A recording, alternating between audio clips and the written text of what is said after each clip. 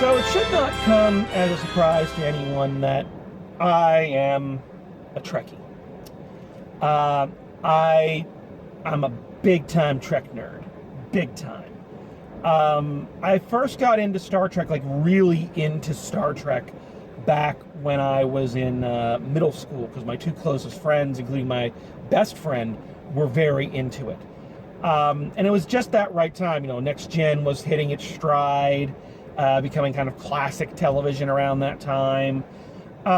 So I first got into Trek because I wanted to know what my friends were watching, and by doing that, I got really, really into it. Star Trek is a huge part of my, my makeup at this point. Same as the Muppets, Abbott and Costello, and pro wrestling. It's a huge part of my outlook, my critical outlook, my personal outlook. It informs a lot of me. It came along at a very important time of development. However, I was never as interested in the original series. I came of age and came into Trek during what I refer to as the golden era. That's with Next Generation, of course, the high point of Deep Space Nine, and then Voyager, which kind of petered out. Voyager wasn't bad, but it wasn't as good, let's say. So my knowledge of the original show is limited. I've seen a couple of the classic episodes, City on the Edge of Forever, Trouble with Triples, that kind of thing. But I hadn't watched the entirety of the series, really. So everything I learned about the original series, I got mostly from the original set of movies. And then, of course, that blended into the 4 Next Generation pictures. And what we're going to be doing with this series, with Final Frontier reviews, is we are going to be looking at that chunk of Star Trek lore, the original Star Trek films, and the 4 Next Generation movies that kind of continued on. We are not going to be looking at the J.J. Abrams films because it's my show and I hate them. That's all I'm going to say. It's my show and I don't like the J.J. Abrams universe, so we're not going to worry about those. Also, as you can tell from the title, we're jumping one. We're jumping one. We are not going to be looking at Star Trek the motion picture, because I'll be honest with you, I just can't. And I think it's universally agreed upon that Star Trek the motion picture is just not good. It's very... I'll give you a quick review of it. My opinion of Star Trek the motion picture is that, aside from it being a regathering of the original cast and everything, and the original creative team after the show had gone off the air all those years ago, I think it was trying to find its place and trying to find its voice in the cinematic universe as opposed to the television universe. Star Trek had always been a thinking person's sci-fi. It had the fights and the battles and the Klingons and the Gorns and all of that for dressing and to kind of give it excitement, but they were always about the broader story, the human condition. And I think that was a little easier to explore in hour-long television shows as opposed to a 2-hour, 1.5-hour movie. So when I watch the original, Star Trek the motion picture, what I see is a lot of guys who were always constrained by budget, always constrained by time, and always constrained by just the time period they lived in, who finally have a huge budget, finally have special effects they can play with, and are trying to be the pinnacle of thinking person sci-fi 2001: A Space Odyssey. Which is why so much of it is the Enterprise just creeping along very slowly through special effects, which were quite gorgeous, not gonna lie, and a plot line that really didn't make a lot of sense. So I'm not going to burn time, mine or yours, going back over Star Trek the motion picture, because I think for most people, the Star Trek film series officially begins with Star Trek II, The Wrath of Khan. This is often hailed as the greatest Star Trek film, the best of the best. I'm not sure I agree with that. I think maybe in a strictly academic sense, maybe I'd agree with that. But in terms of enjoyment, there are Trek films I enjoy a lot more. But what this one did, what I definitely feel this one is this one set the standard for what a Trek film should be. This is everything a Trek movie should be about. This is how it should be framed. This is how it should be shot. This is how it should look. This is the pacing.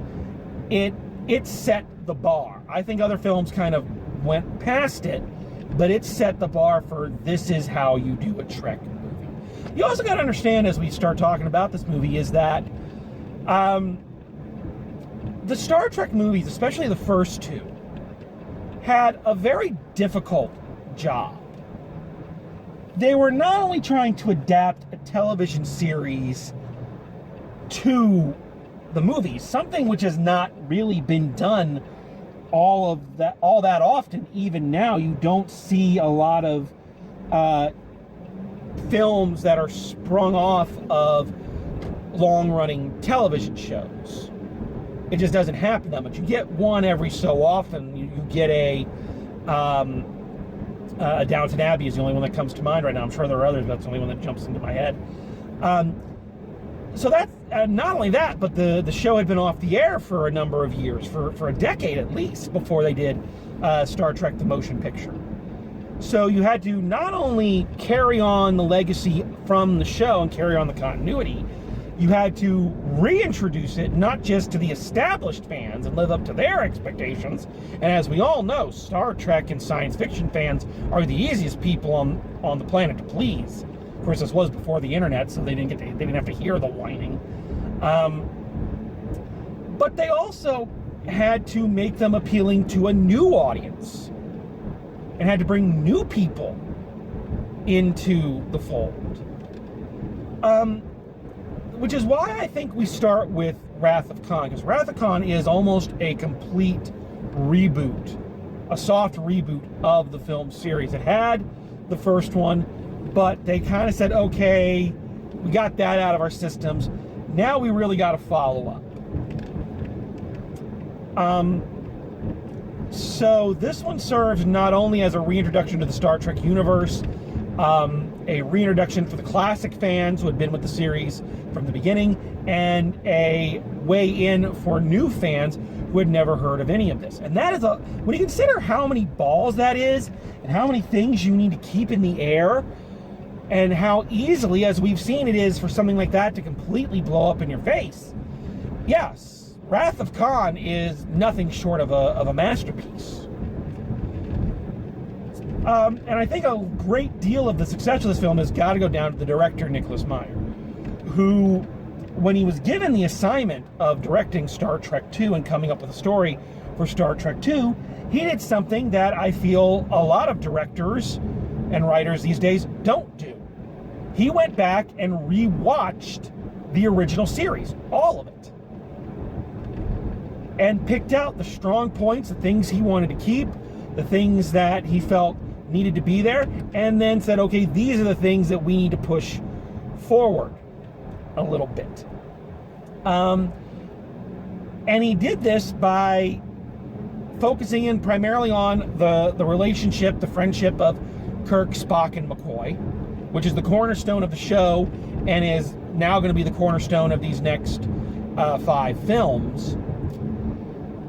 And also on the villain of Khan. Now, this is something that would come into play more with Deep Space Nine.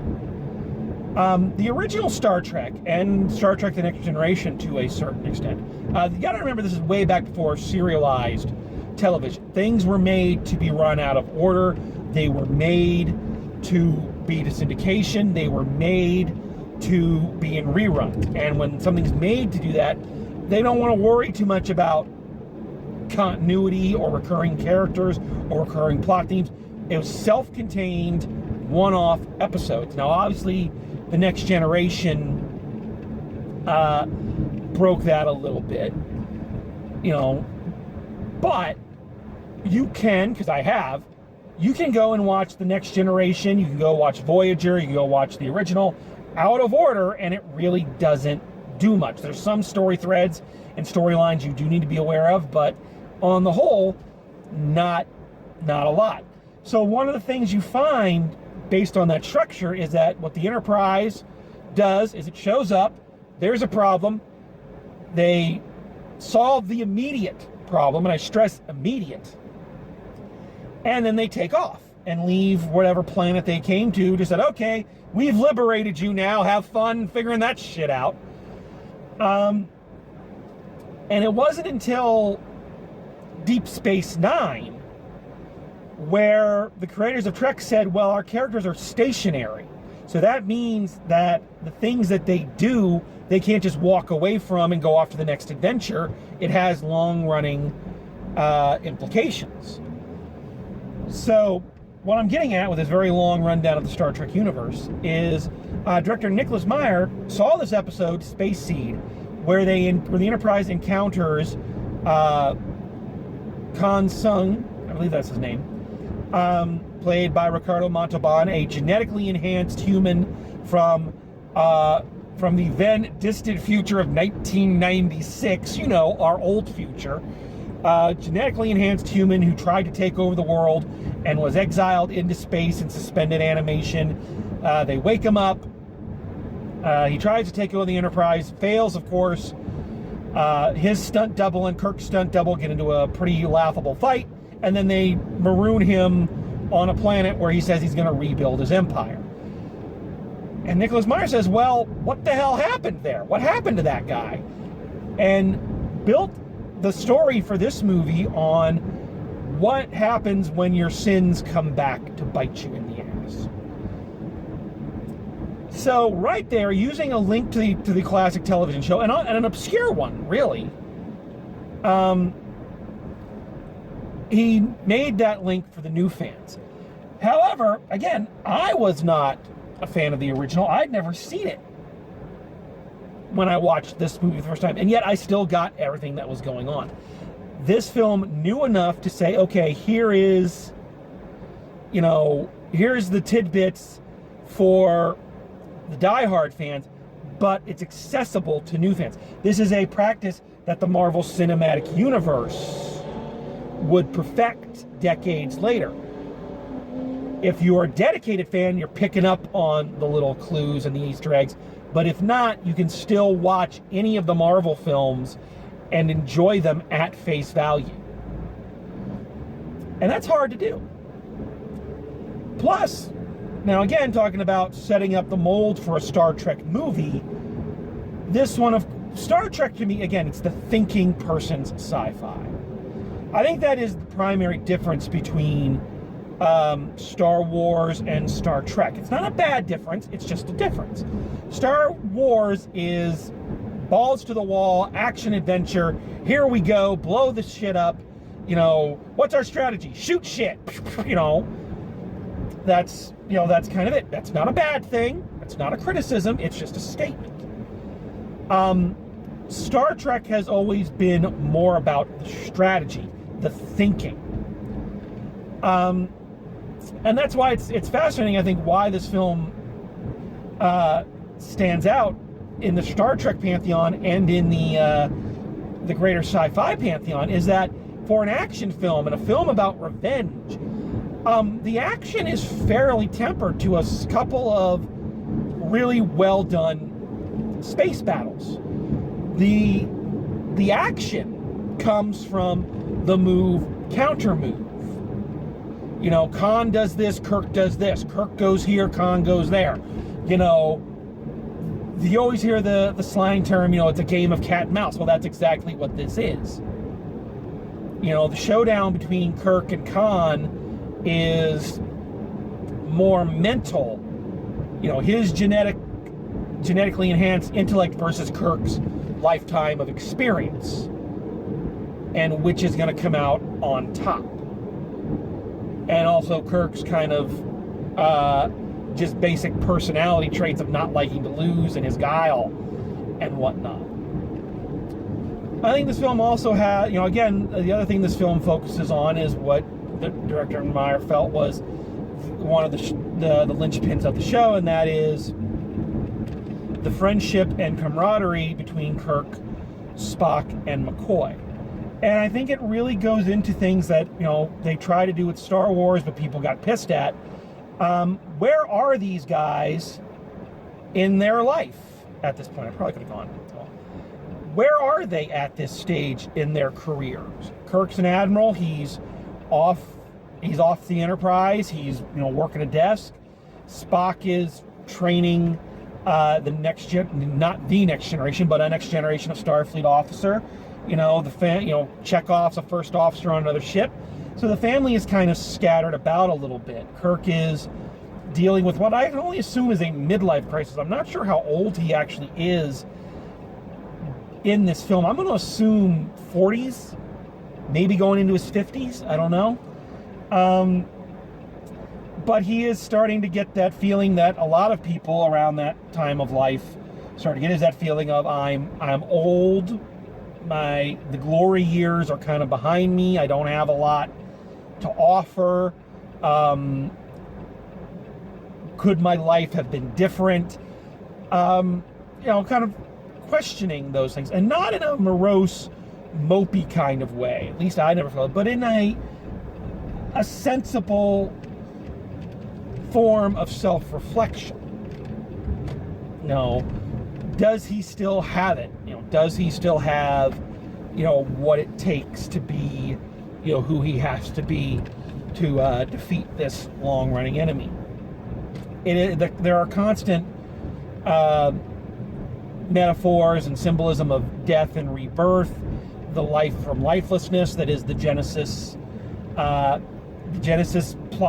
MacGuffin, the big bad doomsday thing that Khan is after. So yeah, I think there's a lot going on here, and it's handled incredibly well. I watched the special director's cut, which doesn't add a lot, but it does extend some scenes to give you a little bit more coloring and flavor, which I appreciate. I like that. I think above all, the editing is, the directing is phenomenal in this. Very fast paced, quick cuts. Again, when you really look at it, especially compared to modern day action scenes and space movies, the space battles are just kind of these two huge models floating very slowly towards each other. But the quick cuts between them coming in, the people reacting, the ship getting hit, people flying everywhere, the tension is there, and it's very exciting. And I like that it keeps that feeling of a naval battle. There's the climactic scene where they're in a nebula. They go into a nebula because their sensors are down, their shields are down, and they say, well, if ours are down, and his are going to be down too. And the two ships are just kind of passing over each other. They can't see each other. Very much like a submarine movie. There's even some sound effect coming from the bridge, like boom, boom, boom, boom. So it's very old-time submarine movie kind of feel. Is this movie perfect? No, there are some flaws, and this is where you can have a problem with doing a review of this or a summary of this, is that how much is actually a flaw in the film and what is just fan nitpicking? I'm really walking a fine line with some of these. I find the character of Kirstie Alley, her Sarek, Lieutenant Sarek, Just irritating. And I don't know if that's her as an actor. I've never been a big fan of her as an actor, or just the character. And it really does feel like this attempt to shoehorn in a new character when several of your established characters don't get shit to do. Really, again, the original series was all about Kirk, Spock, and McCoy, and Uhura, Chekhov, Sulu, Scotty. They were there, but they were window dressing. And they very much are here. Chekhov has a role in the story, but Uhura doesn't do much, Sulu doesn't do much. So why then, I know they wanted a younger character for him to explain things to and all this, but they give her so much to do at the expense of the other characters. Several times in this, Kirk gets up and goes, Sarek, you have the con. Why are you leaving the lieutenant in charge? You have, at one point on that bridge, he's got Commander Uhura, Commander Chekhov, and Commander Sulu. All of whom have vast experience in battle and on starships.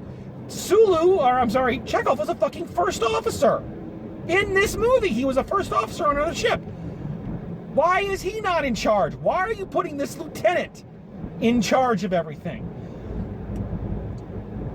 So I've always wondered, it's always something that bugs me. It's like this favoritism towards this new character going, look, fans, you are going to love this new character. No one did.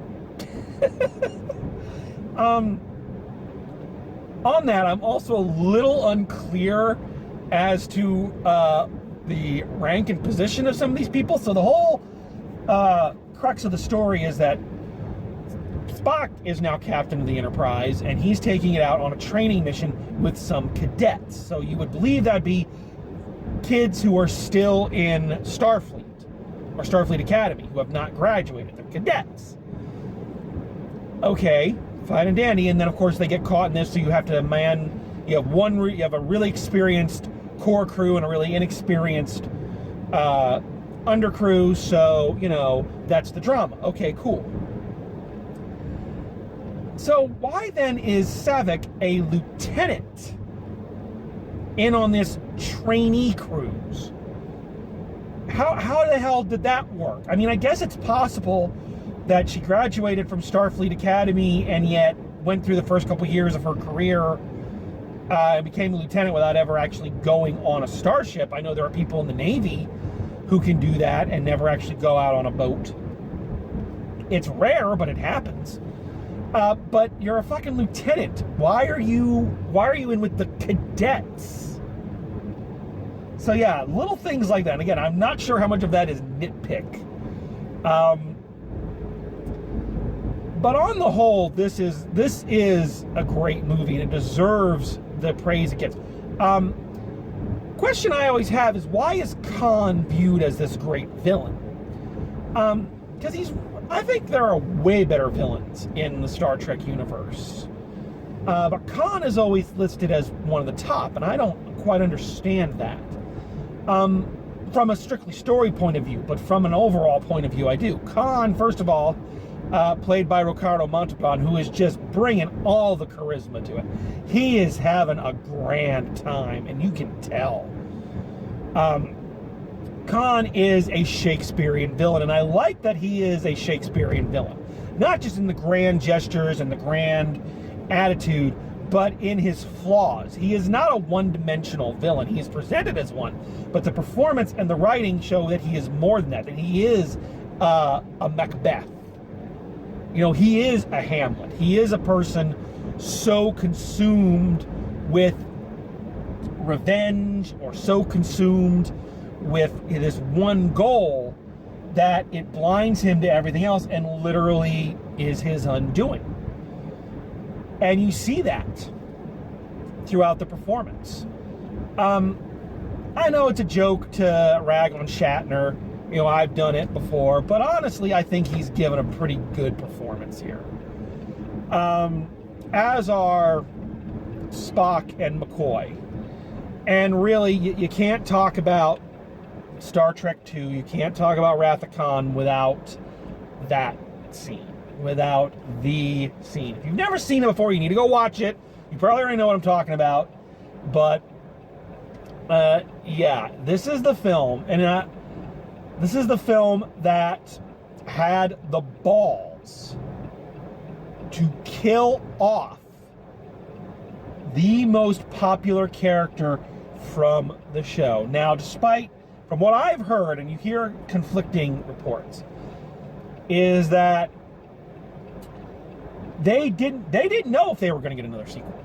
They really didn't. So there was every possibility that when they killed Spock, they were doing it permanent.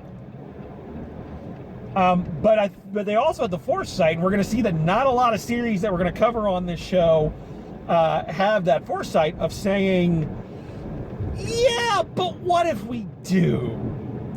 What if we do get another sequel? We're going to have to fix this. So they were smart enough to put the seeds in for his return into the plot, but they went there. I can't think of a lot of shows going to movie form that would have that kind of courage, and did it in the way that all great heroes and great sci-fi heroes and great film heroes should go, a heroic self-sacrifice. And I'm not going to lie, Spock's death scene still to this day is incredibly powerful. It is one of the most emotional Star Trek moments. It is one of the key Star Trek moments, up there with, Picard becoming a Borg. It is one of those quintessential Star Trek moments, and it is done beautifully. The writing, the directing, the acting, everything is perfect.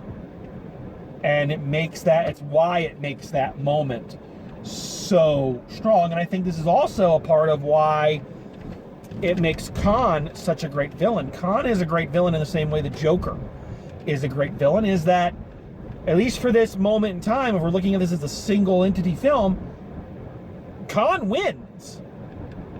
He doesn't kill Kirk, and he dies in the process, but he hurts Kirk. He hurts him in a way that he's never been hurt before.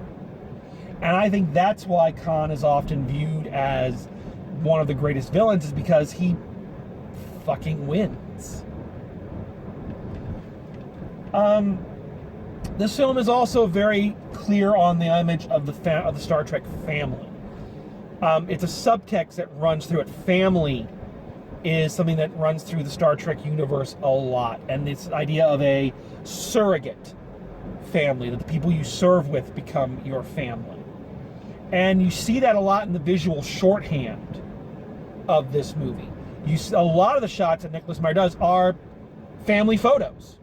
There's scenes of, Kirk on the Enterprise, and everyone kind of standing around him like they're posing for a picture.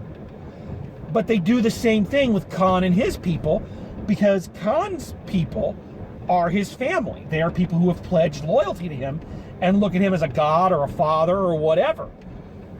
So he gets several family photos. It's staged and shot like that, to talk about the family that you gain, the family you lose, the family that you will continue to have, and what that means. I can't say just that this is my favorite Star Trek movie. We're going to get to that. But the best, I think, thinking of it from a completely objective standpoint, just in terms of the filmmaking, the story, the characters, its movement of the plot, its placement within the greater pantheon, I do think it is the best one. It is the standard bearer. It is the one that says, this is what a Star Trek movie should be. This is how you handle it, and this is what you should do. I think that some of the other films reach that. I think some fall a little short, but I believe they are always aiming for it. So I really enjoy this movie, and it's a good way to reboot the series after the motion picture and start us off on a fresh fresh set of adventures. So, if you have not checked out the Star Trek films, I say start with this one, and I hope you enjoy coming through these with me. So there we are. That's our pilot episode for Final Frontier reviews, as well as this greater project of various film series reviews. I hope you enjoy it. I hope you're keeping healthy, and as always, drive safe, and I'll see you at the movies, and live long and prosper.